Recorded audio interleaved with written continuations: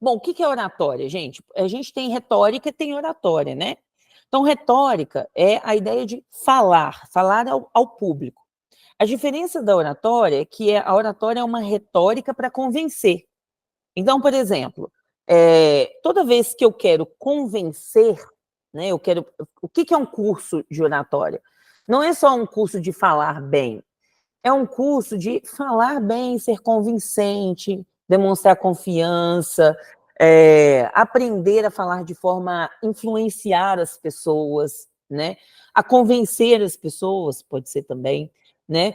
Ou mesmo que não seja convencer as pessoas a pensar o mesmo que você, mas seja convencer as pessoas de que você sabe o que você está falando do seu ponto de vista, né?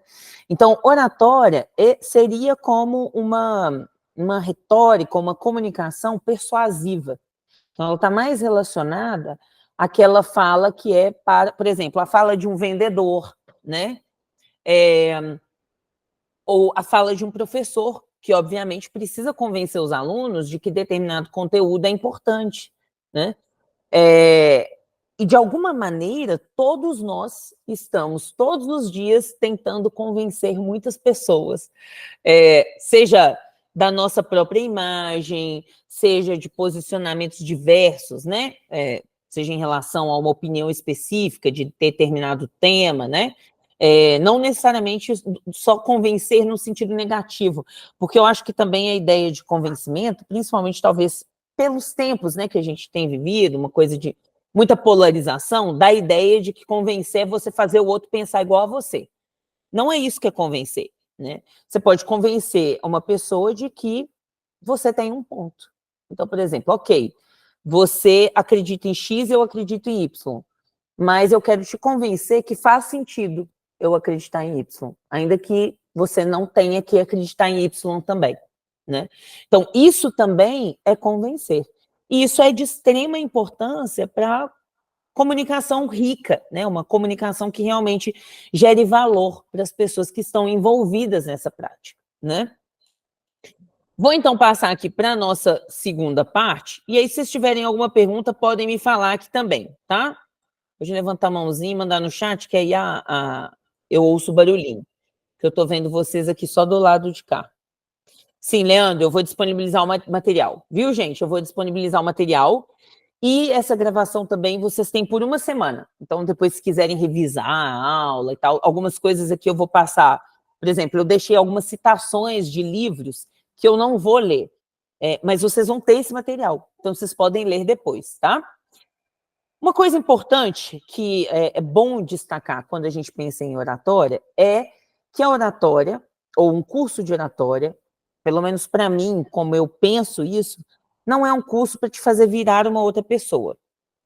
Então, às vezes a gente tem determinadas pessoas que a gente admira, né? Fala, nossa, eu queria falar igual o fulano, né? Queria ter uma oratória igual a do ciclano. E a ideia não é te transformar num orador que você admira. A ideia é você se conhecendo quais são as suas potencialidades, né? Por exemplo, eu sei características minhas que são marcantes, e aí eu aprendo a utilizá-las na minha oratória a meu favor, né? Então, eu também sei algumas características minhas que podem gerar algum problema, né? Então, eu tento suavizá-las. Então, é muito importante, quando eu vou pensar na minha oratória, pensar um pouquinho sobre, ok, como eu sou? A gente já fez esse exercício aí no início, vocês acabaram falando e eu falei também. Por exemplo, eu sei que eu sou extrovertida.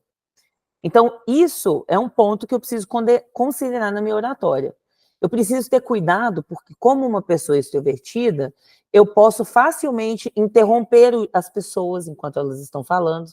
Na minha ânsia de responder rápido, de me comunicar também, eu posso interrompê-las.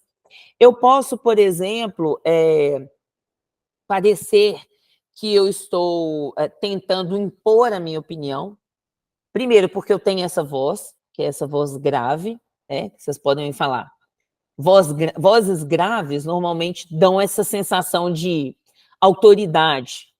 E aí eu não sou eu que estou falando, não. Vocês vão ver, eu vou mandar para vocês também um vídeo de uma palestra de um especialista em sons, que a gente também vai citar aqui, e ele diz, por exemplo, que existem pesquisas que demonstram que a gente vota mais em pessoas que têm vozes mais graves, porque a ideia de gravidade na voz faz despertar na pessoa uma ideia de profundidade, e profundidade dá uma ideia de seriedade.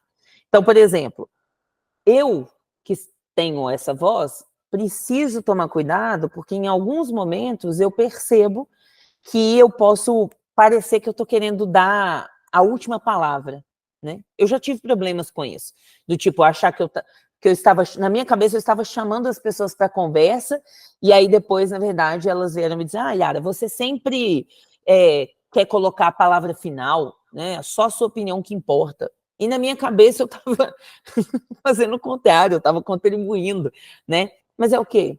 O jeito de falar, a voz, o timbre, né? Então, eu considerando essas coisas, eu suavizo. Por exemplo, no meu caso, sabendo da minha voz grave, eu suavizo isso por meio da tonalidade e da entonação, né? Então, se eu falasse com a minha voz normal, sem nenhuma mudança, né?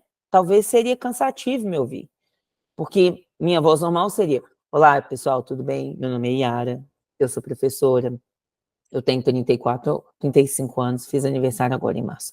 35 anos, eu sou... Tá vendo? É uma voz grave. Então, quando eu estou falando, eu modulo a minha voz. Então, em vários momentos, vocês veem que eu falo aqui, ó. Tá vendo? Eu não estou falando aqui o tempo todo. Porque eu aprendi que essa é uma característica minha. Então, eu trabalho isso a meu favor. Do mesmo jeito, quando eu preciso de silêncio, eu sou normalmente a voz que fala: pessoal, boa noite. E aí todo mundo faz silêncio. Sem eu precisar falar silêncio, boa noite. Só fala assim, boa noite. Aí, nossa, meu Deus, acho que vai começar, né? Eu tenho uma amiga que o Terushi conhece, né? Talvez outras pessoas conheçam também, que é a Vanessa Belmonte. E aí eu gosto muito dos retiros do Labri, né? E aí eu sempre que ela quer chamar a atenção, ela fala: amiga, vem cá, chama o povo. E aí eu falo com ela que eu sou o trovão e ela é a brisa suave. Que quando eu tô aqui no desespero, né, da vida, aí eu falo, grava um áudio aí para mim, tipo, abençoando o meu dia, só para eu sentir aquela paz, aquela voz, né, suave dela. Então, isso faz diferença. Conhecer as suas características, então eu já deixo essa tarefa para vocês. Quais são as suas características, né? Que características você quer destacar na sua oratória e que características você quer suavizar na sua oratória? Pensa sobre isso, né? Por que você precisa de um curso de oratória? Então, a gente precisa separar duas questões. Uma delas é precisar melhorar a minha oratória e outra é achar que eu não tenho uma boa oratória, tá? Qual que é a diferença? A diferença é, primeiro, eu posso realmente ter feedbacks das pessoas ao meu redor, de colegas, do trabalho, da família, que demonstram que eu não tenho uma boa oratória, né? Que eu tenho dificuldade mesmo de me expressar. Por exemplo, marcas disso. Quando você fala e tem a sensação de que as pessoas nunca te entendem. Provavelmente é uma necessidade de desenvolver melhor a sua oratória. Se as pessoas têm dificuldade de ouvir você. Então, por exemplo, é muito comum as pessoas diminuírem o volume de voz na última palavra da frase. Então, a pessoa está falando, ela fala, não sei o quê, não sei o quê, não sei o quê. Aí a última palavra some, aí você fala assim, é o quê? O que ele falou por último? Né? Fica aquela coisa, vocês já devem ter assistido aula ou palestra, que você teve essa impressão, não entendi o que ele falou por último, né? Porque às vezes é comum as pessoas diminuírem. Então, talvez, de fato, você tenha recebido feedbacks sobre isso. Ou, que aí a minha questão é se não tem também uma ideia idealizada do que seja oratória. Do tipo, eu acho que eu vou ter uma boa oratória quando eu falar como Mário Sérgio Cortella. Vai ser a coisa mais estranha do mundo, né? Que você vai terminar todas as frases assim, oratória, que ele termina todas as frases assim, né? Para ele faz super sentido. Mas se eu começar a falar assim, pô, vocês vão falar, Yara, você tá esquisita, Yara. Nossa, é que ela tá rouca, né? Vai ficar estranho. Então, é você pensar, será que realmente eu recebo feedbacks nesse sentido? E aí eu falo isso porque, por exemplo, eu já recebi alunos que queriam melhorar a oratória, a gente trabalhou, mas era coisa de detalhes. E aí a pessoa ficava, tinha dificuldade de falar em público, muito mais por questões que ela achava que ela tinha, né? Então, um bom exercício que vocês podem fazer aí, que eu também deixo como tarefa de casa, é perguntar para as pessoas ao seu redor se elas acham que vocês se comunicam bem, né? Então, numa próxima vez que você for falar, por exemplo, pedir alguém de sua confiança que observe, que faça anotações, que tome pontos, que fale, nossa, aquela hora que você falou, eu achei que ficou meio confusa, eu percebi que no final das suas frases você diminui o volume, né? Às vezes é o tipo de coisa que eu consigo fazer, por exemplo, quando eu estou dando um curso individual, e aí eu acompanho a pessoa por mais tempo, aí eu faço isso. Mas, por exemplo, às vezes é um colega de trabalho que traz esse feedback, ou o seu chefe, não sei, né, que falou, na última reunião você falou muito rápido, né? Já são sinalizadores que você pode adaptar, né? Outra questão é pensar quem eu sou aos olhos de quem me ouve. E aí, nesse ponto aqui, é importante pensar que a oratória, ela tem a ver também com quem me ouve. Então, não é só como eu falo, mas é como me ouvem. Ou seja, se eu, aqui, por exemplo, né, eu sinto que eu melhorei muito na minha comunicação com a minha mãe, por exemplo, quando eu percebi que diversas vezes eu falei coisas que ela entendeu como se eu estivesse brigando quando eu não estava brigando. Né? Então foi algo que foi um sinalizador para mim. Peraí, por que ela entende como briga se eu não estou brigando? Então eu percebi, por exemplo, que muitas vezes na minha fala, isso, gente, vem até de família, porque minha própria mãe faz isso também. E o meu pai também. Que é uma comunicação que parece meio inquiridora, sabe? Então, por exemplo,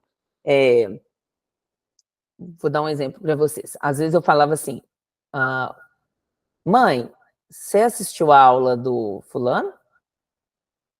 E aí ela entendia como se eu estivesse cobrando ela, quando na verdade eu só queria saber mesmo se ela assistiu para perguntar como foi, né? Então eu posso dizer, e aí mãe, como é que foi a aula com fulano? E ela dizia, eu não assisti. Eu posso dizer assim, você assistiu a aula com fulano? E aí, nesse segundo ponto, ainda que as frases sejam parecidas, a entonação faz parecer que eu estou inquirindo. Tipo assim, você não está participando, não, né? Ou, por exemplo, você precisa fazer mais atividades físicas. Você precisa fazer mais atividade física. Tá vendo? Olha, as mesmas palavras que, por causa de uma entonação, podem ser compreendidas como um cuidado para com você ou para com outra pessoa, ou como uma inquirição, né? Alguém que está me cobrando alguma coisa. Ninguém quer ficar sendo cobrado o tempo todo. Então, provavelmente vai gerar um atrito, né? Então, um outro exercício que eu quero deixar de tarefa de casa para vocês é ver, ou você pode observar você mesmo, nossa, realmente, a Yara falou aquilo ali, e eu percebi que, sei lá, minha esposa sempre reclama que eu falo muito rápido. Meus filhos sempre falam, às vezes não entendem bem o que eu falo, eu tenho que ficar repetindo várias vezes, né? E verificar o que pode ser isso. É volume? É entonação? É dicção? Né? Pode ser um exercício legal para fazer. Bom, vou passar então adiante, e aí, alguma dúvida, alguma pergunta, se tiver, pode levantar a mãozinha. Eu estou olhando o celular aqui do lado, então eu consigo ver se tiver mãozinha levantada, tá? Então, pensando em fundamentos da oratória, eu escolhi um autor que é célebre quando a conversa é oratória. Vocês já devem ter lido alguma coisa sobre ele, ou se não, vocês vão ler, agora que vocês se interessaram por oratória. Ele se chama Dale Carnegie, ele tem um treinamento, assim, ele já faleceu, mas ele tem um treinamento que até hoje é aplicado assim, no mundo inteiro, sabe? ele era tão conhecido, né, na época dele, que ele chegou a ser treinador de oratória, né, ou preparador de oratória de presidentes dos Estados Unidos da época dele. Ele era muito bom em vendas. E aí ele era muito bom ensinando também as pessoas a se comunicarem. Um livro mais conhecido dele é Como Fazer Amigos e Influenciar Pessoas. Eu acho que eu até tenho ele aqui. Eu tenho. Ah, tem. Eu vou mostrar para vocês.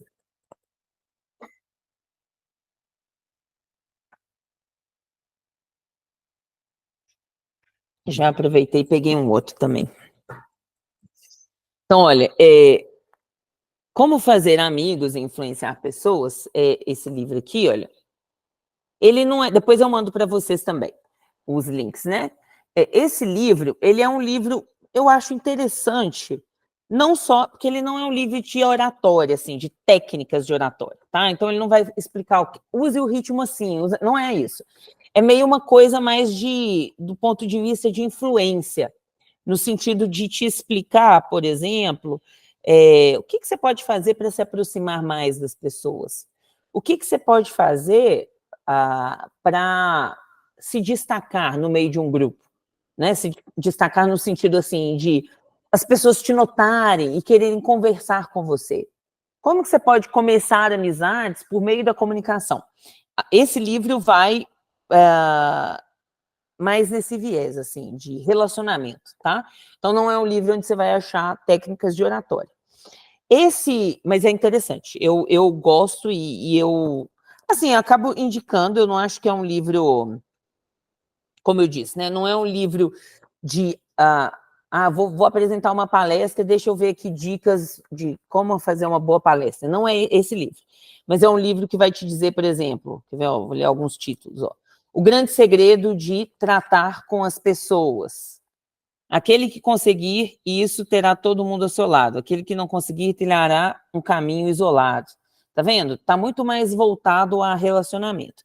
Esse livro que está aparecendo aí para vocês, né, que eu coloquei na apresentação, ele é um livro, talvez ele seja mais técnico, tá? Então, quando eu vou, por exemplo, preparar apresentações, eu gosto de usar mais esse livro do que esse aqui. Eu acho que esse aqui é mais para um desenvolvimento, assim, pessoal, também profissional, mas no sentido de relacionamento. Já esse livro aí, que é Como Falar em Público e Influenciar Pessoas no Mundo dos Negócios, é um livro que traz mais técnicas, né? Então, ele fala, por exemplo, deixa eu ver. Ele explica, por exemplo, como trabalhar com improviso, né?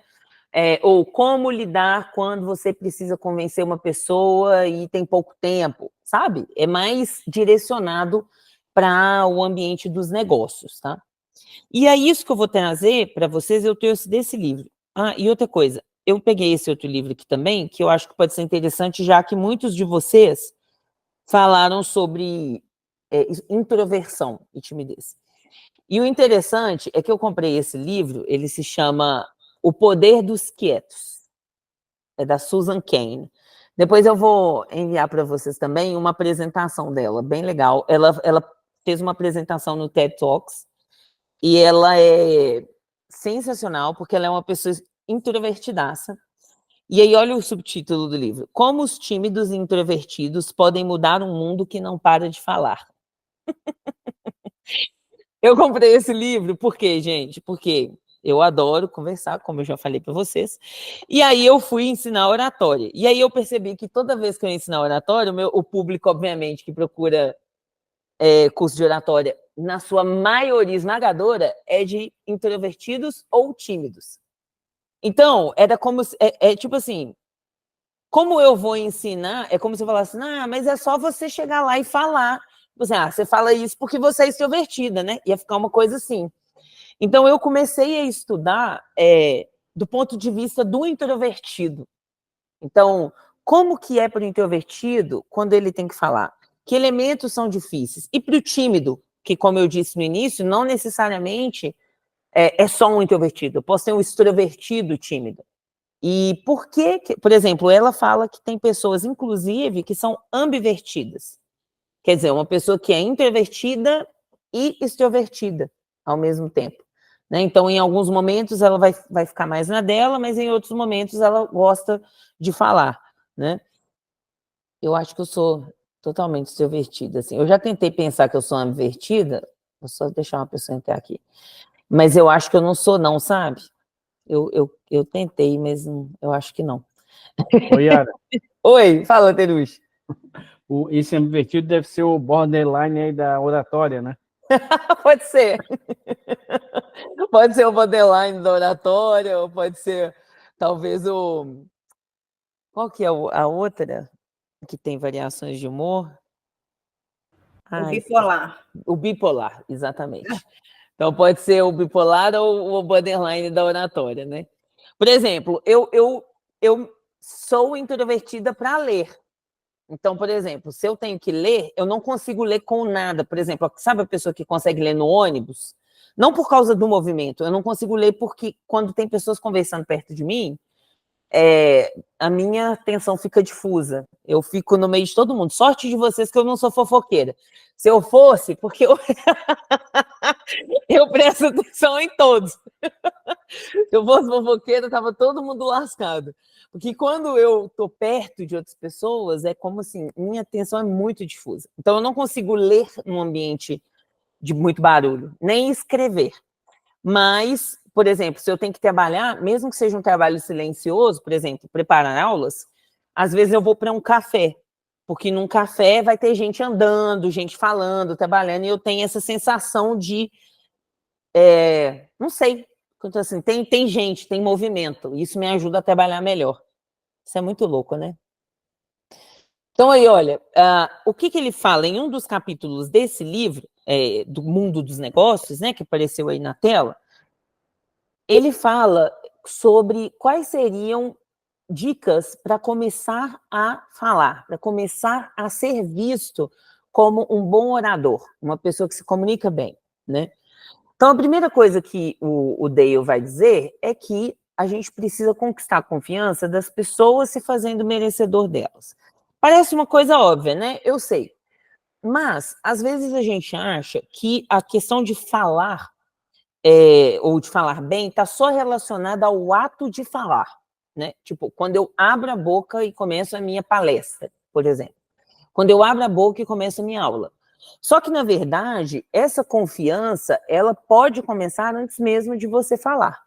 Então, por exemplo, você já deve ter vivenciado alguma experiência de se decepcionar com um determinado apresentador, tá? Então, por exemplo, a pessoa chegou e talvez pela forma como ela estava vestida, né? E aí eu não estou falando de, em termos assim, se ela estava com a marca, não, assim, tipo, às vezes a pessoa foi vestida com, sei lá, chinelo num negócio que era uma apresentação de trabalho. Isso acontece muito na faculdade, né? Principalmente nas humanas. Não sei, quer dizer, eu sou da humanas, né? Então é lá que eu vi. Apresentação de trabalho é tipo assim, a galera vai a um dia de aula normal, então não tem isso de arrumar para apresentar, né? Só que isso tem impacto na confiança das pessoas. Então, por exemplo, assim, talvez a forma como talvez não, com certeza, a forma como eu me visto, e aí tudo isso a gente precisa pensar, por exemplo, vou dar um exemplo para vocês que pode parecer besteira, agora eu vou ficar com vergonha, mas faz sentido. Eu prometo. Por exemplo, eu tenho aqui, tipo assim, maquiagens que eu uso quando eu vou tratar com crianças e maquiagens que eu uso quando eu vou tratar com adultos. Então, por exemplo, eu nunca vou dar aula para crianças com batonzão vermelho. Nunca faço isso. Porque normalmente o vermelho, ou, sei lá, as unhas vermelhas ou pretas, que são cores que eu gosto, às vezes elas assustam, né? Então, com crianças, normalmente, eu faço toda uma maquiagenzinha mais voltada ali para o rosa ou para o nude, né? Que dá uma ideia de serenidade, de uma pessoa tranquila, né? Que é tipo assim, a tia. Eu posso conversar com ela, vou chegar perto dela, né? Agora, com o adolescente, eu já tenho uma comunicação diferente. Então, por exemplo, eu tenho algumas... dá um exemplo especificamente. A filha de uma amiga que gosta muito de conversar comigo, e eu sei por quê, né? Eu sei que quando eu converso com ela, eu tenho uma comunicação que dá para ela uma sensação de leveza, no sentido assim de que eu acho que em alguns momentos ela já me falou isso. Ela falou assim: nossa, parece que a gente é colega de sala, né? Falei, claro, com a diferença que você tem 12 anos e eu 35. Então, olha, tudo por comunicação. A linguagem, né? Então, o que eu quero dizer com isso? A confiança, ela não é algo que vem só pelo que você fala. Tanto que você pode ter em mente aí políticos que você já ouviu falar e ele falou bem, mas você desacreditou completamente do discurso dele porque você conhecia ele para além do que ele estava falando, não é? Então, isso demonstra que apenas falar bem, ter uma boa dicção, usar bem o volume, etc., não é suficiente para adquirir ou conquistar a confiança das pessoas. Então, por exemplo, em termos práticos, seja simpático, seja acolhedor, né? Quando você chega no ambiente, por exemplo, eu vou dar o meu exemplo, né? Eu sei que o fato de ser do meu currículo, quando as pessoas apresentam o meu currículo, tipo assim, ela é doutora, tipo, já é um negócio que as pessoas já ficam meio assim, né? Não, doutora. Aí fala assim, em linguística, aí o povo pensa, nossa, eu não posso falar um A errado perto dessa mulher, que ela é cabulosa. Então eu falo, se eu escrever um negócio errado para ela, ela, assim, eu sinto que eu sou um raio-x, né, de erros. E eu tô morrendo de medo do texto que eu te mandei, minha filha. Você não tem noção. Aí, tá vendo? É assim, é desse jeito. Eu já sei que é assim. Então, o que eu faço? Sempre, primeiro, eu nunca começo, a menos que seja algo, por exemplo, vou apresentar uma palestra numa empresa que eu preciso mostrar as minhas credenciais. Aí, ok, eu vou trazer o meu currículo. Mas, se não for por isso, eu sempre tento ser próxima das pessoas, conversar com elas antes de começar a palestra ou a aula, né? A tal ponto que as pessoas, assim, às vezes nem necessariamente saibam que eu que vou fazer a palestra, ou que eu que vou apresentar. Isso não quer dizer que eu chego lá avacalhadamente, rindo alto. Não, não é isso. Mas eu converso com as pessoas, eu cumprimento as pessoas, eu sento perto delas, eu faço perguntas sobre o local do evento, por exemplo, né? E eu acho que isso foi um elogio, né? Um amigo meu falou assim, nossa, Yara, você nem parece doutora, né? Quero considerar um elogio, né? Vocês concordam? Deve ser um elogio isso, né?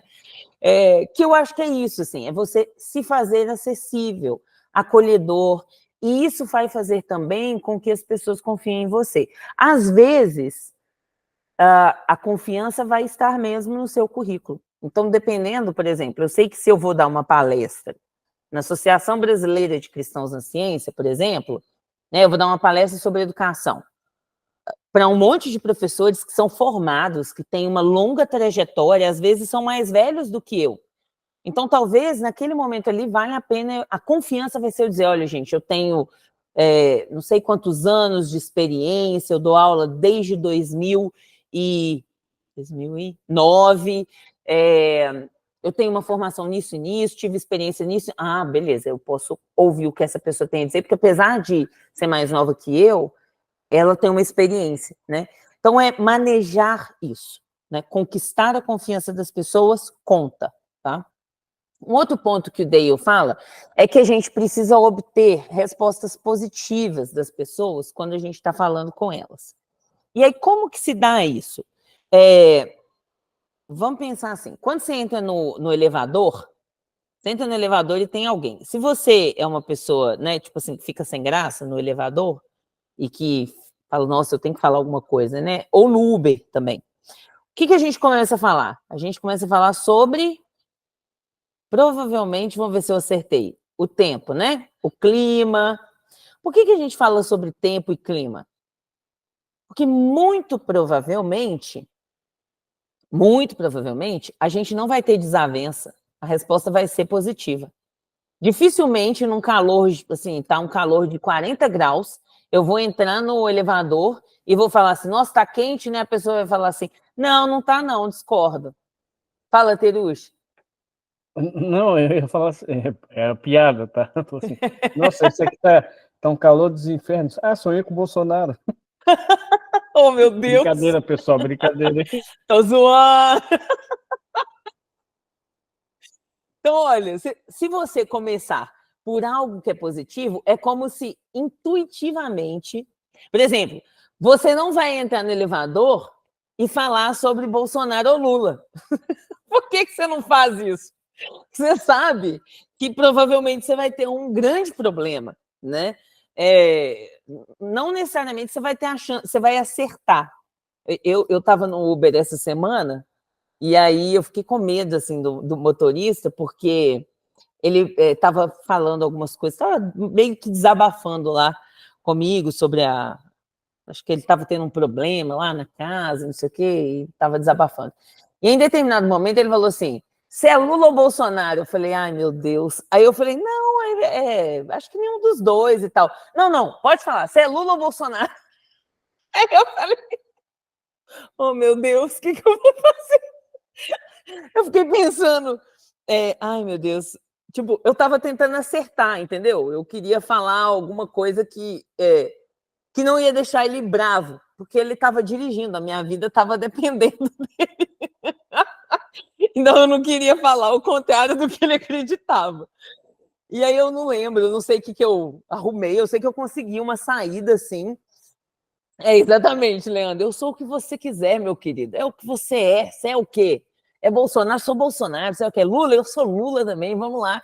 E aí o cara começou a falar assim, um discurso, assim, sabe, bem, como é que fala isso? Tipo assim, bem, hã? Bem enfático? Enfático, inflamado, essa palavra. Inflamado. Bem inflamado, sabe? E eu fiquei só concordando com ele. Eu falei, é complicado. Não, é difícil demais, né? Porque, gente, eu tô no carro do cara e ele que tá dirigindo. Então, assim, olha, não é um bom ponto para começar. Seja numa palestra, numa reunião, por mais que seja o ponto-chave da reunião ou da palestra, você precisa começar por aquilo que vai trazer para o seu público a sensação de que vocês têm uma identificação. Então, obter a resposta positiva é isso. Não é você fazer as pessoas falarem sim para tudo que você fala, mas é você tentar pensar em pontos que vocês têm em comum e que vão gerar uma identificação. Porque vamos supor, quando você começa a conversar com uma pessoa, vou dar o exemplo aí que eu falei mais cedo, né, de um adolescente. Então, vou conversar com um adolescente, e aí, se eu começar a falar assim, nossa, estudar é bom pra caramba, né? Talvez ele não vai gostar muito. Agora, se eu começar falando de anime, ele vai falar, uai, ela sabe de anime? Ela conhece? Mas eu achei que ela era velha, que ela nem sabia dessas coisas. Aí isso, eu já abri um pouquinho mais a atenção dele para mim. Assim, ela gosta de alguma coisa que eu gosto. Ela entende de alguma coisa que eu entendo. Então, eu comecei pelo positivo. Então, por exemplo, vou falar para um grupo de professores que está cansado e que vai ter um sábado letivo extra, e eu sei que essa notícia vai gerar um problemão. Então, eu, como diretora, né, vou chegar lá e vou falar, pessoal, como que vocês estão? Eu sei que hoje, primeiro quero agradecer pelo tempo de vocês, eu sei que vocês estão muito, né, essa semana foi puxada, né, eu sei que provavelmente eles vão falar, e eu sei que vocês têm muitas coisas ainda para fazer, né, Em todas essas perguntas, eu estou levando as pessoas a concordarem. E essa sensação de concordar é essa sensação de identificação. É tipo assim, parece que ela sabe o que ela está falando. Ela está acertando. É mais ou menos o que acontece lá com aquele povo que faz... como que chama, gente? Tipo vidente, né? Então, que a pessoa, às vezes, usa e começa a falar, eu vejo que você está vivendo um problema, não é? E aí a pessoa fala, sim. E é um problema familiar, eu posso ver. Verdade, é um problema familiar. O que ele está fazendo? Ele está gerando uma identificação, a sensação de que ele sabe o que eu vivo. Então, ele deve saber muita coisa, né? Seguindo adiante, ele fala sobre você trazer o que você vai trazer com um entusiasmo contagiante. E aí um ponto interessante e importante é lembrar que entusiasmo contagiante não é euforia, alegria, não é isso, não são sinônimos, tá? Então, por exemplo, eu lembro que uma vez eu dei um curso de oratória e aí eu falei que eles tinham que dar uma notícia difícil para a equipe de uma mudança de sala que eles sabiam que a equipe não queria fazer. E aí, uma das pessoas que foi, né, fazer a apresentação, né, como se a gente fosse na reunião, e ela tinha que dar a notícia. Ela começou assim, ei, pessoal, tudo bem? A gente vai mudar de sala hoje, uhul! E, tipo assim, ela entendeu contagiante, entusiasmo, como, tipo, gritar, sabe? Mas fica muito caricaturado isso. Provavelmente isso vai gerar mais antipatia do que o contrário. Então, entusiasmo contagiante é você ter uma certeza do que você está falando, né? É um envolvimento com aquilo que você está falando. Então, por exemplo, pode ser uma coisa profundamente triste. Se é uma coisa profundamente triste, eu vou trazer aquela tristeza no meu falar, né? Então, não necessariamente eu tenho que estar feliz. Então, contagiante e entusiasmado não é só num sentido de alegria, de felicidade, mas é de quem sente lá de dentro o que está falando. Então, se eu vou dar uma notícia difícil, eu vou realmente trazer aquilo como uma notícia que começa difícil para mim, né? E aí eu vou trazer esse sentimento para as outras pessoas também, tá? O quarto ponto seria demonstrar respeito e afeição pelo público. Então, todos nós, o Dale vai dizer, temos essa sensação e essa necessidade de ser visto como digno, né? Todos nós queremos ser vistos como pessoas dignas, dignas de respeito, de atenção, de afeto, de cuidado. Então, começar demonstrando respeito e afeição pelo seu público é muito importante. Eu tinha uma aluna que ela trabalhava numa empresa e ela estava estavam levando ela para um cargo de liderança. Só que ela era uma pessoa extremamente tímida, né? Então, aqui não só introvertida, ela era tímida mesmo. Então, ela tinha muito medo de errar, de falar besteira e tal. E aí, uma das coisas que eu falei para ela é que seria importante ela falar isso para o público dela. Mas você não vai chegar lá e falar, eu falei para ela, né? Você não vai chegar lá e falar assim, gente, nossa, tô nervosa pra caramba, eu não tô me sentindo preparada, mas vamos embora, né, para essa reunião. Não. Falei, olha, você pode trazer isso de uma forma que vai gerar empatia no seu público e que vai fazer eles se sentirem como respeitados, queridos e que você confia neles. Então, por exemplo, você pode chegar para o seu público e dizer, pessoal, eu queria, em primeiro lugar, eu estou muito feliz de estar aqui com vocês. Eu vou pedir um pouquinho da paciência de vocês, porque eu estou muito nervosa, porque eu realmente estava super animada para conhecer vocês. Eu ouvi muito sobre essa equipe a partir do gestor fulano de tal, e eu confesso que isso me gerou uma ansiedade, porque eu sei que são pessoas muito capazes, pessoas muito envolvidas no sistema que está sendo proposto aqui pela empresa, e eu quero fazer jus a isso. Então, eu peço aí desculpa pelo meu nervosismo, mas eu estou muito feliz de poder compartilhar com vocês um pouquinho, e, claro, aprender com vocês também o que vocês têm feito. Você mostrou o seu nervosismo, você diminuiu a intensidade da expectativa que você acha que as pessoas têm sobre você e você elevou essas pessoas. Então, você gera nelas o desejo de corresponder ao que você falou, né? Então, poxa, é uma pessoa que me respeita, ela acha que a gente é bom. Nossa, vou prestar atenção em tudo que ela está falando. Se ela esqueceu uma palavra, eu vou ajudar, né? Se der problema no computador, eu vou lá resolver, né? Então, esse tipo de comportamento gera no seu público empatia. Quem se sentiu respeitado também deseja respeitar, né? Esse é o comum do ser humano, por incrível que pareça, apesar de a gente ver coisas diferentes hoje, mas é o normal do ser humano, né? Então, por exemplo, dentro do mercado de vendas, um dos gatilhos mentais que se usa é o da reciprocidade. Então, você já deve ter visto muita coisa do tipo assim, você traz um amigo e aí você ganha uma sessão de alguma coisa, né? Por quê? É a ideia da reciprocidade, né?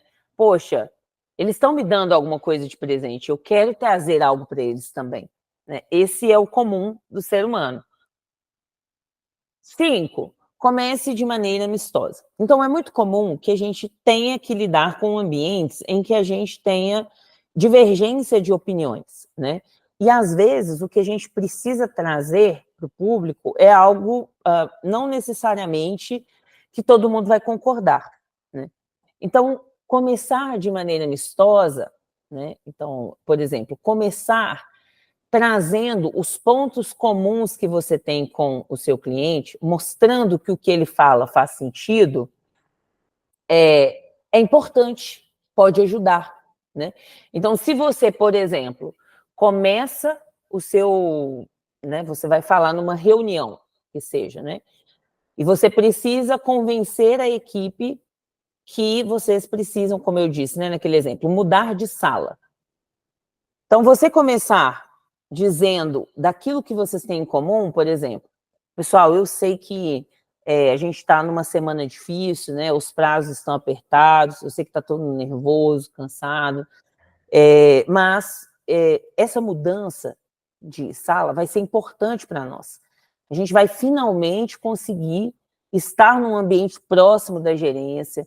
Isso vai reduzir o nosso trabalho, né, de ficar só conversando por e-mail, a gente vai conseguir resolver as coisas com mais facilidade.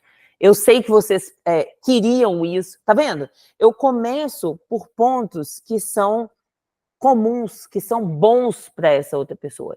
Eu começo mostrando que eu entendo o ponto de vista dela, que o ponto de vista dela faz sentido para mim também, para depois eu trazer o que eu tenho de talvez contrário ao que ela está esperando. Isso suaviza um pouco essa contrariedade de quem está ouvindo a gente, né? Eu vi que tem uma pergunta aqui, deixa eu só olhar. Foi eu que fiz, Yara. Pode falar, maravilhoso. Quer falar? Melhor. Com relação a esses tópicos que você está mostrando, é mais para o início da oratória, né? Para você se sentir mais à vontade. Eu posso dizer que isso você tem que ter um encantamento, você tem que fazer aquele encantamento das pessoas, tanto para poder te respeitar, quanto para querer te ouvir, né? E você ter as pessoas terem, porque normalmente quando a pessoa vai, quando fui apresentar alguma coisa, eu sempre começo brincando para dar uma descontraída e tal, sabe? Sim. Então as pessoas já têm aquela empatia e aí elas querem me ouvir, né? Mas então esses tópicos que você está passando para a gente é o início da oratória, né? Você fala assim, o início de uma palestra? Isso. Não necessariamente. Por exemplo... Você está falando do que a gente pode usar essas estratégias durante. No todo, porque, por exemplo, eu estou pensando na oratória aqui, não só naquela oratória da palestra, que, por exemplo, tem a oratória da palestra, que é exatamente o que você falou. Tem alguns estudos que dizem que os 3 primeiros minutos são os minutos determinantes para dizer se as pessoas vão continuar com você ou não. Né? Então, por isso que muitas pessoas, até em vídeos, por exemplo, nas redes sociais ou nos podcasts, o que eles começam? Contando uma história. Porque o storytelling, né? Contar uma história faz a pessoa querer saber o final da história. Ou então, por exemplo, aquela pessoa que fala assim no vídeo, gente, eu vou trazer 4 dicas de não sei o quê e você vai ficar louco com a última dica. Quer dizer, ela já faz nos primeiros minutos, você tem que ficar presa com ela até o final, porque agora você quer saber o que última dica é essa que vai me deixar louca, né? Então, isso que você falou é importantíssimo. Só que essas questões aqui é pensando, pode ser para o início também, né?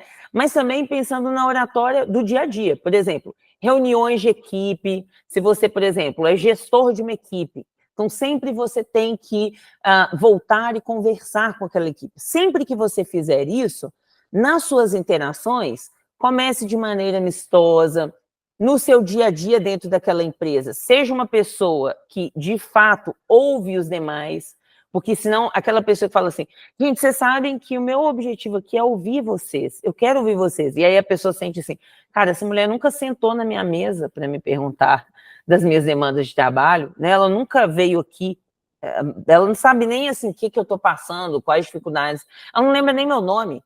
Então é como se fosse assim, é contrário ao que você está comunicando por palavras, né? Então seria essa ideia, né, do Dale, desse ponto, né, da oratória, pensar a oratória como um todo, tipo, na minha interação com as pessoas, em contextos em que eu preciso me comunicar, eu preciso considerar essas coisas, eu preciso falar com entusiasmo.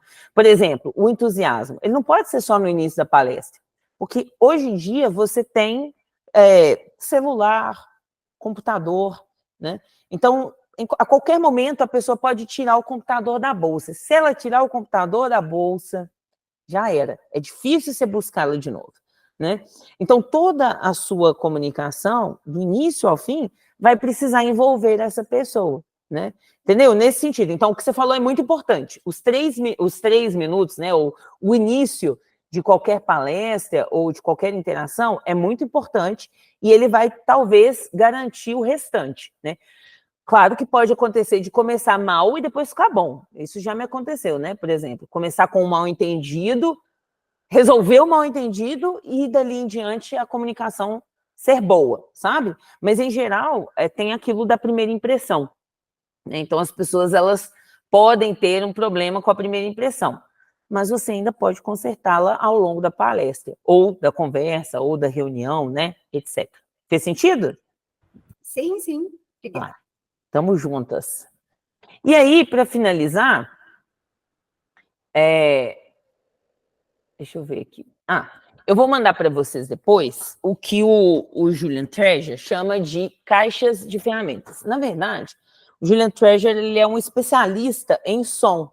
E é muito legal porque ele trabalha com coisas do tipo assim, vamos supor, dentro de uma empresa de montagem, eu sei que tem essa montagem de veículos e de venda de veículos. Eu sei que, por exemplo, eu não posso deixar a montagem do lado do local de vendas, porque aquele ruído vai gerar um problema, as pessoas vão ficar indispostas e tal.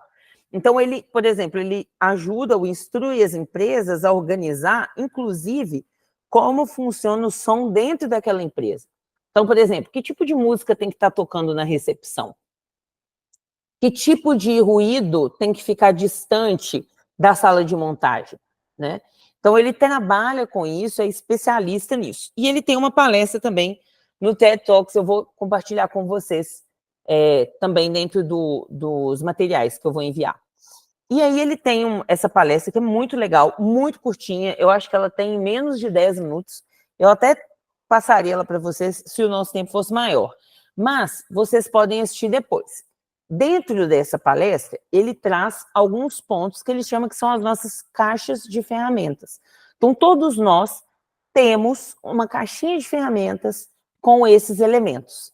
E a gente precisa pensar nesses elementos quando a gente vai aprender ou pretende melhorar a nossa oratória.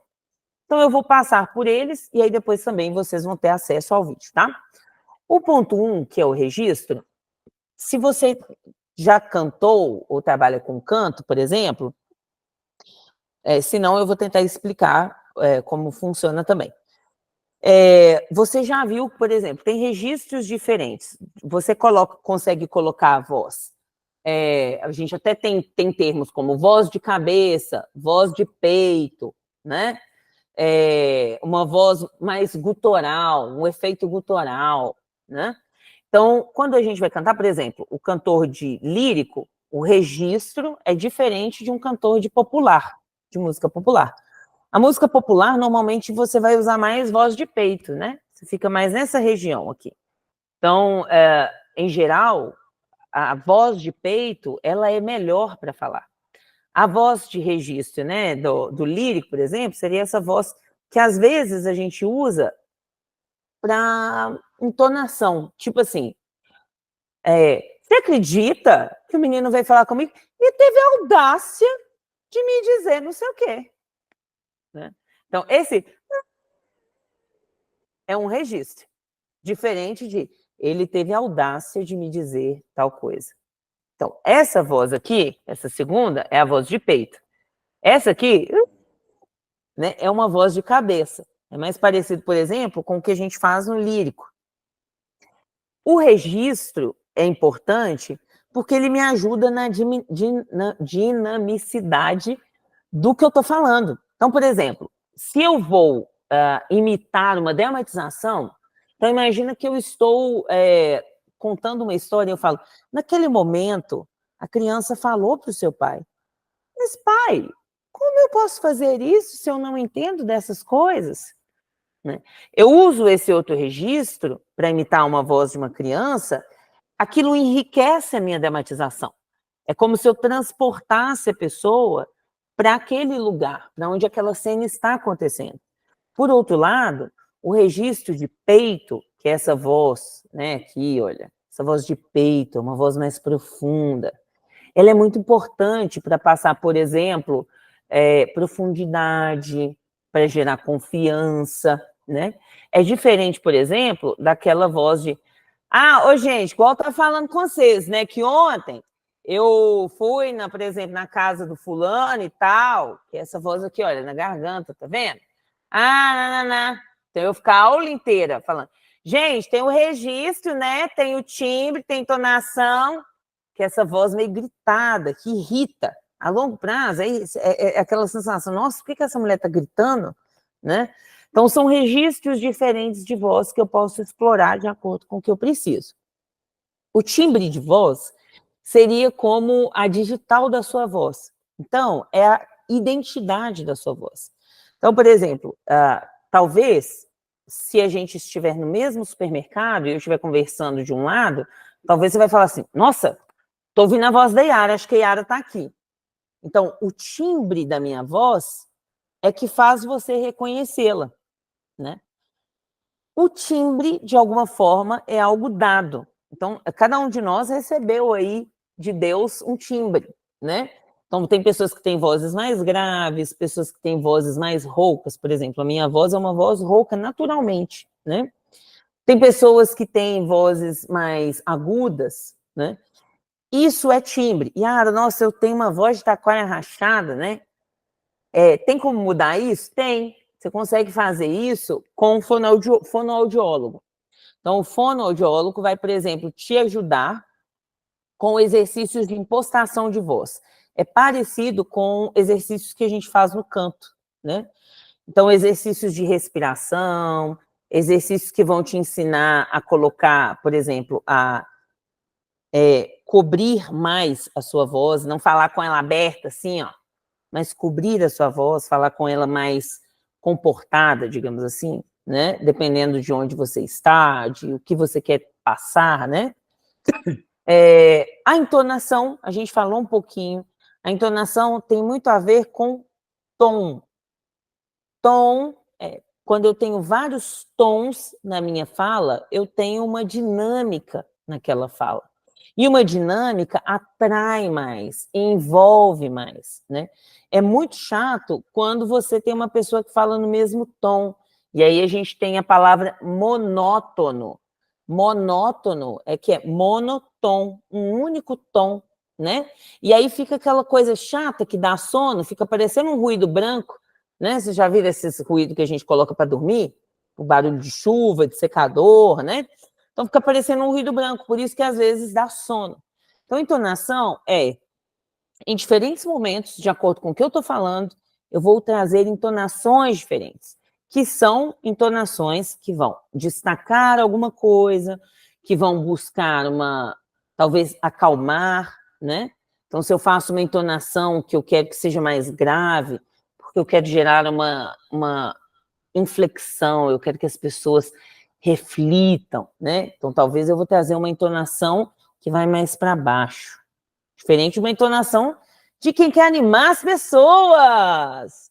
Vamos lá, né? Quando você fala na rádio, por exemplo, você tem... Bom dia, você que acorda conosco hoje, nessa manhã maravilhosa. O que eu tenho que fazer? Uma entonação para o alto, que é uma entonação... A pessoa só está ouvindo voz. Então, eu preciso trazer ali uma entonação que gere o ânimo que não tem na interação pessoal, né? Por exemplo, uma aula online cansa muito mais que uma aula presencial para o professor. Porque na aula online a gente tem que trazer muito mais energia, principalmente se for uma aula gravada. Quando você vai gravar a aula sozinho para mandar para os alunos depois. É o terror. Você tem que pegar toda a energia que não está ali e criar como se estivesse para que a aula chegue para os alunos dinâmica, né? Então, isso é importante na entonação. Ritmo. Se eu quero trazer animação, agitação, se eu quero deixar as pessoas agitadas, animadas, eu vou falar com um ritmo mais rápido. Eu vou intensificar o meu ritmo.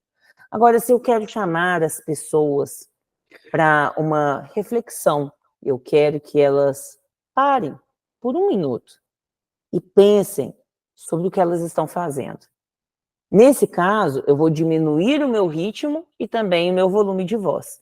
Eu vou falar mais devagar e vou também, obviamente, cair a entonação. Nisso, o silêncio também é importante. Então, uma coisa que o Julian Treasure fala é que é muito ruim você tentar o tempo todo preencher o silêncio. Então, às vezes, a gente tem uma pausa na nossa fala, aí a gente fica... Então, como é que eu vou dizer? Isso é uma estratégia de segurar o tom de voz. O tom não, o turno de fala, né? Então, quando você está numa reunião que tem muita gente falando, a gente faz isso mesmo, porque quer dizer, eu não quero que vocês me interrompam ainda, eu não acabei de falar. Então, a gente fica... Não é como é que chama? É o negócio que as pessoas... Estar falando significa eu ainda estou no meu turno de fala, não me interrompam, eu só esqueci uma palavra e eu vou falar, né? Mas a gente não precisa fazer isso o tempo todo, em todos os lugares. A gente pode deixar espaço, silêncio. Por exemplo, estou falando com uma pessoa, estou conversando, e aí eu termino com, faz sentido para você? Ou eu pergunto, você entendeu? Eu preciso deixar um espaço de silêncio para que a pessoa entenda, né? Não sei se todos vocês aqui, né, são de alguma igreja, por exemplo, uma coisa que me mata de raiva é quando as pessoas na igreja falam para orar e continuam falando, entendeu? Eu fico muito injuriada, porque eu não consigo orar com a pessoa falando, entendeu? Então a pessoa fica falando, eu quero que você vai fazer uma oração nessa noite. Talvez você esteja cansado, talvez você, tipo assim, é para eu orar ou você vai ficar falando, no fundo? Eu não consigo, eu vou ficar prestando atenção no que você está falando. Então, o silêncio é importante, ele faz diferença. Eu não estou fazendo silêncio agora porque o nosso tempo está acabando e eu quero terminar essa parte, então eu estou indo diretão. A tonalidade é o seguinte, quando eu falo, por exemplo, você já viu uma pessoa que sempre fala terminando com pergunta? Então, a pessoa que sempre fala assim, eu não sei o que vou fazer hoje. Será que eles vão? Eu estou meio cansado. Então, a pessoa sempre termina as orações, né, como se estivesse perguntando alguma coisa. Ou, às vezes, ela termina com uma intensidade que parece que ela está brigando. Que foi, por exemplo, o caso que eu contei em relação a mim e a minha comunicação com a minha mãe. Eu percebi que a minha tonalidade era uma tonalidade que gerava nela a sensação de que eu estava brigando ou impondo alguma coisa, né? Então, se eu falava assim, você assistiu a aula do professor? Né? É diferente. Você assistiu a aula do professor? Né? Então, isso é tonalidade. E o volume de voz. Se eu quero silêncio, se eu quero que as pessoas se acalmem, que elas reflitam, eu vou fazer silêncio, né? Então, é muito comum que, às vezes, a gente quer que as pessoas façam silêncio e a gente começa a gritar, gente, faz silêncio aqui, ó! Aí fica todo mundo falando ao mesmo tempo, tentando gritar, e o barulho só aumenta, porque a tendência do barulho alto é agitar as pessoas. Então, se você quer um silêncio, quer que as pessoas fiquem calmas e façam silêncio, você precisa fazer o contrário. Então, você precisa, por exemplo, propor uma oração, propor um momento de meditação, de reflexão. Pessoal, antes da gente voltar aqui para o nosso trabalho, eu queria que a gente parasse um tiquinho e fizesse uma pequena dinâmica, uma reflexão. E aí você consegue silenciar e acalmar as pessoas para depois seguir com a sua aula, sua palestra, sua reunião, etc. Né? Então, lembre disso, o volume alto, ele vai agitar as pessoas. Por exemplo, é muito chato quando a pessoa tem o mesmo... por exemplo, vocês já devem lembrar de, talvez, igrejas que a pessoa fala sempre gritando. E a gente não sei o que lá, e às vezes a gente não sei o que, e não sei o que. Tipo, a longo prazo também fica monótono, só que fica num tom alto e gritado. Então, o volume alto também cansa, né? Então, a variação é o melhor. Em determinados momentos, de acordo com o que eu quero mostrar para o público, eu abaixo o volume. Dependendo se o que eu quero é animar o público, acordar o pessoal, eu aumento o volume. Beleza? Alguma dúvida, alguma pergunta?